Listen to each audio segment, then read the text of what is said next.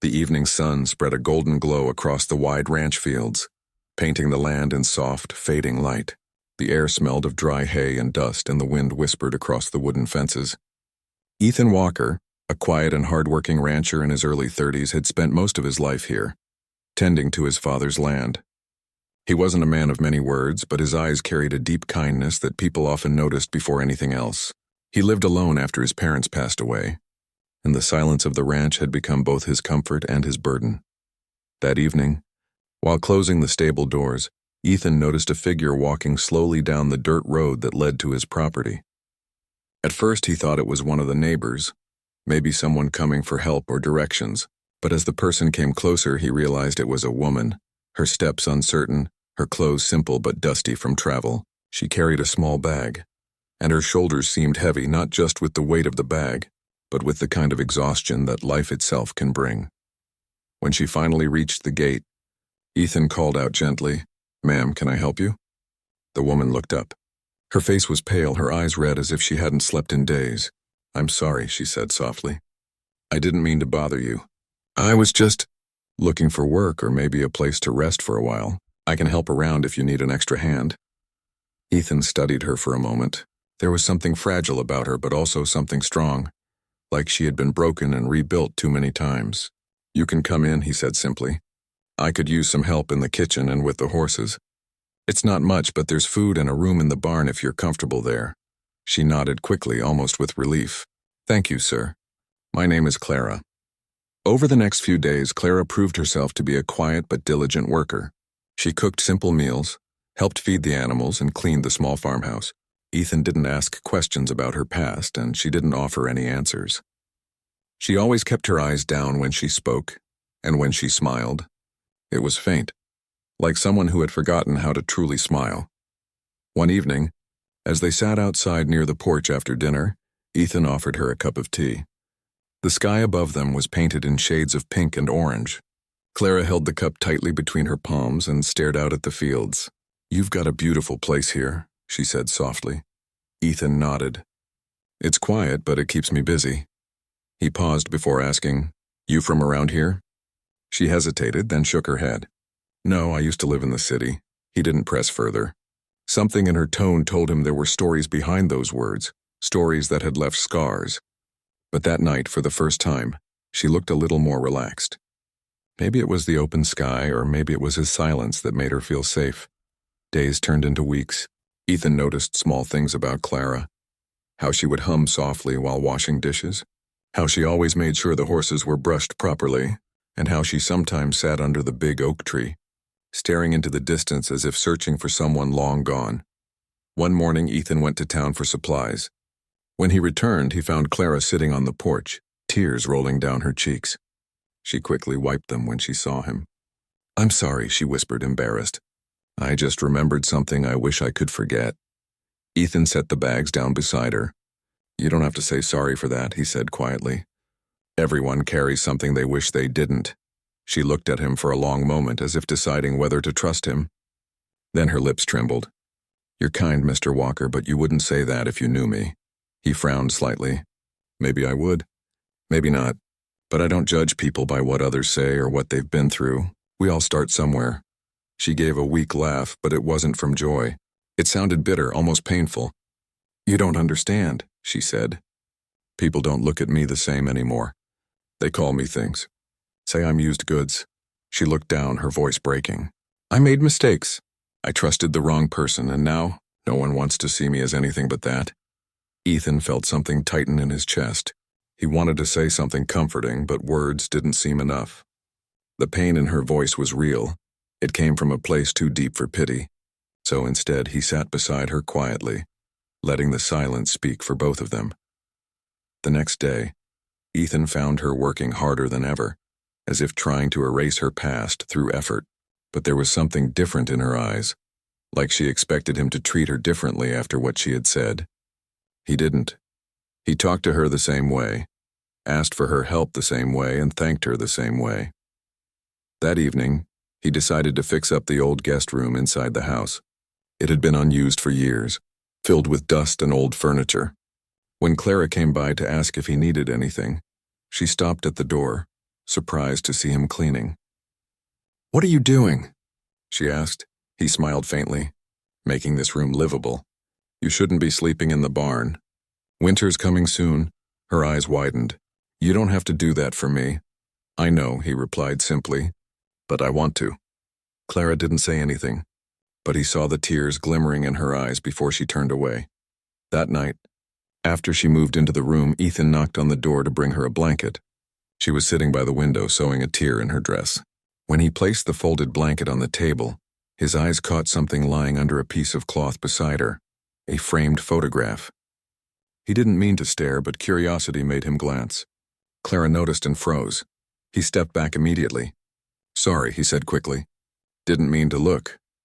She took a deep breath, then with trembling hands lifted the cloth and showed him the photograph. It was of a man and a small child. Her voice was soft but shaky. "That was my husband. And my son." Ethan didn't speak. The room felt suddenly smaller, filled with the weight of her sorrow. She continued, tears slipping down her cheeks. "He left me. Said I wasn't worth it anymore. Took my son with him. I looked for them for months, but they moved away. Everyone said it was my fault. That I wasn't a good wife, that I'd been spoiled. I had nowhere to go after that." She laughed weakly, that same bitter laugh he had heard before. "So yeah, when I say I'm used goods, I mean it."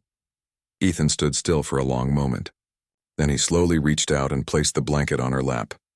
"You're not used goods," he said quietly. "You're a person who's been through pain. There's a big difference." She looked up at him, shocked by his gentle tone. He didn't pity her. His words carried respect. As he walked out of the room, she whispered, "Why are you so kind to me?" Ethan turned at the doorway. "Because you deserve a chance to start over. Everyone does." That night, as Clara lay in her bed staring at the ceiling, she felt something she hadn't felt in a long time. Hope. The ranch was still quiet, but for the first time, the silence didn't feel heavy. It felt peaceful. Out in the field under the moonlight, Ethan stood by the fence thinking about her words. He didn't know what the future held, but he knew one thing for certain. Sometimes, broken souls found their way to each other not by accident, but because they were meant to heal together. And somewhere inside that quiet ranch house, a woman who once believed she was used goods began to feel like maybe, just maybe, she was worth something again. Days turned into weeks, and life on the ranch settled into a quiet rhythm. Clara had started to smile more often, even if just a little. She woke up early to help with breakfast, took care of the animals, and sometimes joined Ethan in the fields. The sunburnt land, the smell of hay, and the sound of the horses had started to feel like home to her. Ethan watched her change slowly, the same way a wilted flower comes back to life after rain. He didn't rush her or ask too many questions. He simply let her exist in peace. That was something she hadn't known in a long time. Peace. One afternoon, Clara was in the kitchen baking bread. The scent filled the small house, warm and comforting. Ethan came in, wiping sweat from his forehead after fixing the fence. "Smells good," he said with a small smile. She laughed softly. "It might smell better than it tastes," he chuckled. "I'll take that risk." Moments like that had become common between them. Small exchanges that didn't seem like much but meant everything. They were both lonely souls learning how to live again. That evening, rain began to fall, gentle at first, then stronger. Thunder rolled in the distance. Ethan checked the horses, making sure they were safe inside the barn. When he came back, Clara was sitting near the window watching the rain hit the glass. "It's been a while since I saw rain like this," she said quietly. He nodded, pulling a chair beside her. "Ranch gets quiet on nights like these. Makes a man think too much." Clara smiled faintly. "And what do you think about Mr. Walker?" Ethan leaned back, looking out the window. "Mostly about the things I lost and the ones I never found." His words touched something deep inside her. She turned to him. "You lost someone too?" He was silent for a moment before answering. "My fiancée. Years ago. She didn't want ranch life. Said it was too lonely, too far from everything. I told her I'd make it work, but she left anyway." He looked down at his hands. "After that, I stopped expecting much from people. Figured it was better to stay alone than be left again." Clara listened quietly. For the first time, she saw the sadness behind his calm eyes. "I'm sorry," she whispered. He gave a small shrug. "Life happens. But you know, sometimes when I look around now, I don't feel as alone as I used to." Her heart softened at his words. She wanted to thank him for the kindness, for the respect, but words got caught in her throat. So she just smiled instead. A few days later, something unexpected happened. A stranger arrived at the ranch, an older man wearing a city coat and hat, clearly out of place in the dusty countryside. He asked for Ethan, but when Clara opened the door and saw his face, she froze. Her breath caught in her chest. "Clara?" the man said in disbelief. Ethan walked in from the back, surprised to see her pale face. "You know him?" he asked. The man stepped forward. "I'm her brother," he said quickly. "We thought she was gone. We've been looking for her for months." Tears filled Clara's eyes. "Daniel," she whispered. Ethan stepped back, giving them space. Daniel hugged her tightly and she broke down, crying into his shoulder. For the first time, Ethan saw her completely vulnerable, not from pain but from relief. Later that evening, after Daniel had settled down, the three of them sat at the table. He explained that after Clara's husband left, things had fallen apart in the family. Her reputation was unfairly ruined and she had run away, too ashamed to face anyone.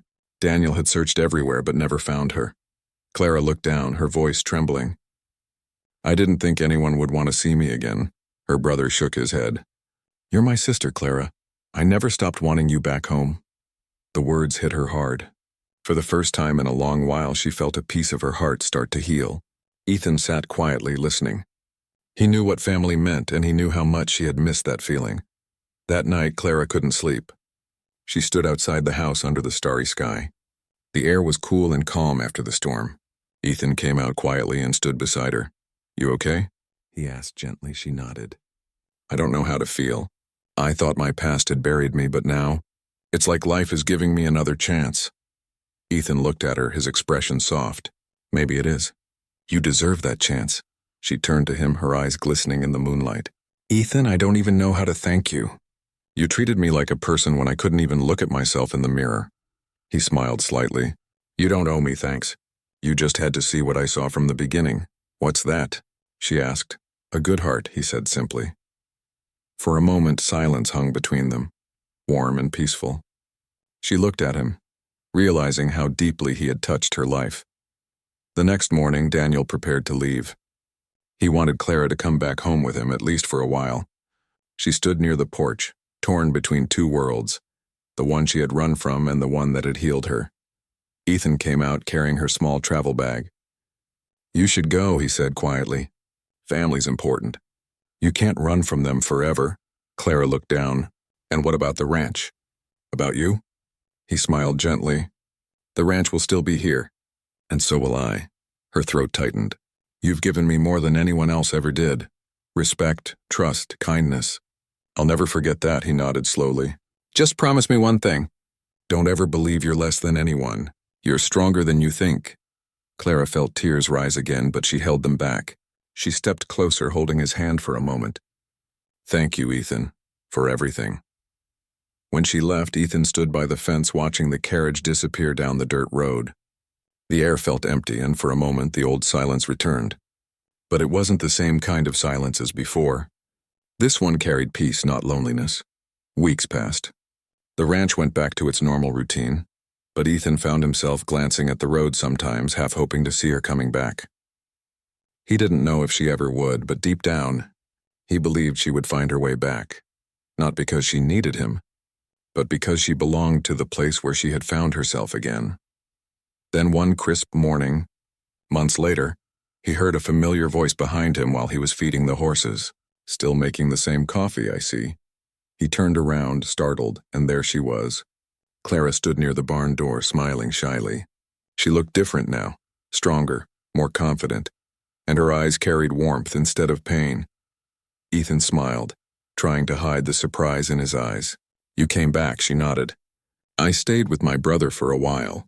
We talked, cleared things, and I finally forgave myself." She took a deep breath.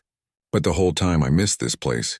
I missed the peace, the sunrise, the sound of the horses, and maybe someone who believed in me when no one else did." Ethan's heart felt full in a way he hadn't known before. "There's always room here," he said softly. "Always." She smiled, tears glistening in her eyes. "Then I think I'll stay, if that's all right." He nodded. "It's more than all right. The days that followed were filled with quiet joy. Clara had found her rhythm again, and the ranch seemed livelier with her presence. She helped Ethan more than ever, and in the evenings, they often sat together watching the sunset in silence that spoke more than words ever could.